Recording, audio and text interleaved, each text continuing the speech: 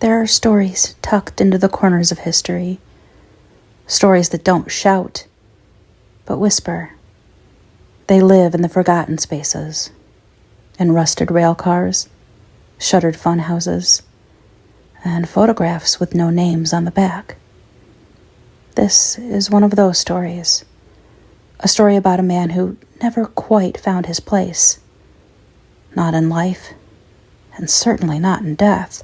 A man whose journey stretched far beyond the grave, carried not by legacy, but by accident, and by the strange hunger of American curiosity.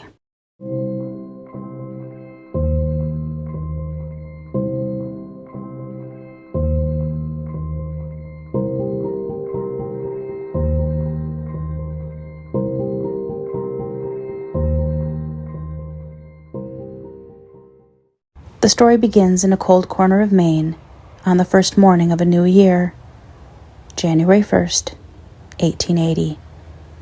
A boy was born in the small town of Washington. His name was Elmer McCurdy, and even as an infant, the truth of who he was came clouded in confusion. His mother, Sadie, was just 17 years old and unmarried, a situation considered scandalous in the small towns of 19th century America. And to hide her shame, her brother and his wife adopted the child as their own. For years, Elmer believed his grandparents were his parents, and his mother, just another face in the family. But the lie couldn't hold. When the truth finally came out, it left a mark. Not the kind you see, but the kind that sits quietly beneath each decision. Every failure, every drink.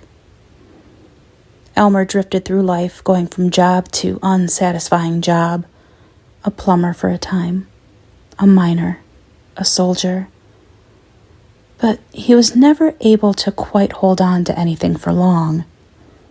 He struggled with poverty, and over time, developed a drinking problem that would haunt him for the rest of his days. He joined the Army in 1907, which would finally provide him some structure, a place to belong. But it also gave him something else: training with explosives. And when he eventually left the service, he took that knowledge with him back to a world where he once again felt adrift, his taste for alcohol only continuing to grow. Somewhere along the way, Elmer got it in his head that he could be an outlaw. Not a Robin Hood or a Jesse James, just a man with dynamite and desperation. He robbed banks and trains, but if there was one thing that Elmer McCurdy was known for in his living years, it was how spectacularly bad at being an outlaw he was. In one attempt, he packed a safe with too much nitroglycerin, and the blast not only destroyed the safe, but all the money inside as well. In another incident in 1911, McCurdy and his band of bumbling bandits attempted what they thought was a major train heist near Okessa, Oklahoma. But instead of a loot of gold, they discovered they had accidentally robbed the wrong train entirely, getting away with just $46, 2 bottles of whiskey, and a sack of someone else's dirty laundry. McCurdy, though embarrassed by this mishap, was undeterred, emboldened by the fact that the newspapers had not yet caught on to his little schemes. So he kept right on scheming and right on drinking, unaware that there were those who had started to take notice of his actions. The law. On October 7th, 1911, after another failed robbery, McCurdy found himself holed up in a barn with the law on his tail. He had been tracked down by a posse near the Kansas-Oklahoma border, and at dawn, a shootout began. The shootout did not last long. A few shots rang out, one of these bullets hitting Elmer directly in the chest. And just like that, the man who had spent his entire life drifting was gone, and Elmer McCurdy's career as an outlaw was ended with a single bullet. He was 31 years old. No family came to claim him. No gravestone was carved. But somehow, Elmer's journey was only just beginning. And here's where the story takes a very strange turn.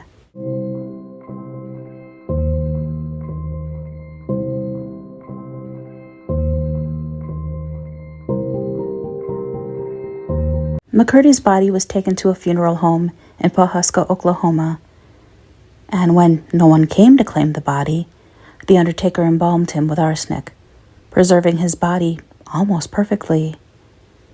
And because of this, he decided to make use of this unclaimed corpse. He dressed up and propped McCurdy's corpse up in the funeral home and charged a nickel per person to come see the bandit who wouldn't give up. The visitors would drop coins into the mouth of Elmer as payment. This went on for several years until in 1916, two men arrived at the funeral home claiming to be Elmer's brothers. They pleaded with the undertaker, stating that they wanted to bring him home to give him a proper burial.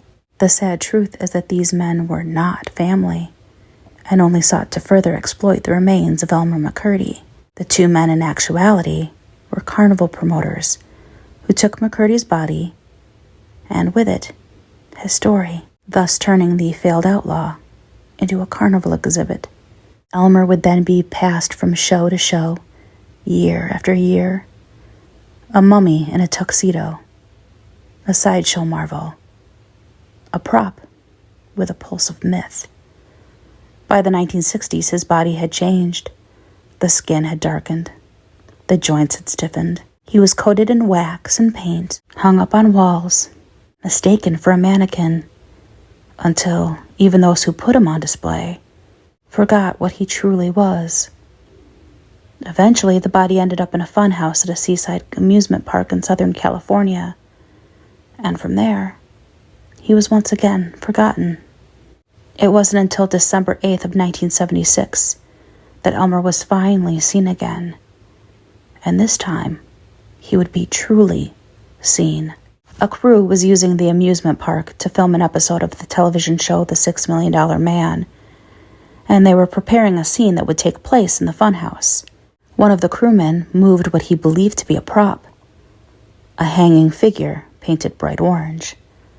In the process of moving this so-called prop, the arm came off, and with it, the horrible truth was finally revealed, when inside, instead of plaster, there was bone.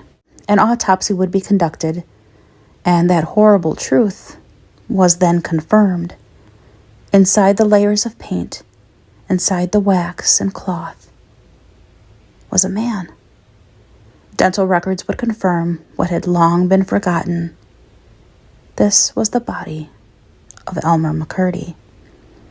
After 65 years, the outlaw had been found. In April of 1977, Elmer McCurdy was laid to rest in Guthrie, Oklahoma. This time, for good. And for good measure, 2 feet of concrete was poured over his casket to ensure that the bandit would never wander again. Elmer McCurdy was not a great outlaw. He left behind no riches, no legends, no followers, just a body and a journey no one could have predicted. or believed. He became a symbol of something uniquely strange. A life adrift, a death exploited, and a name that finally found rest in the unlikeliest of ways. Thank you for journeying through the very odd life of Elmer McCurdy with me tonight. And if you enjoyed the story, please be sure to like and subscribe. Thank you all for watching, and we'll see you next time.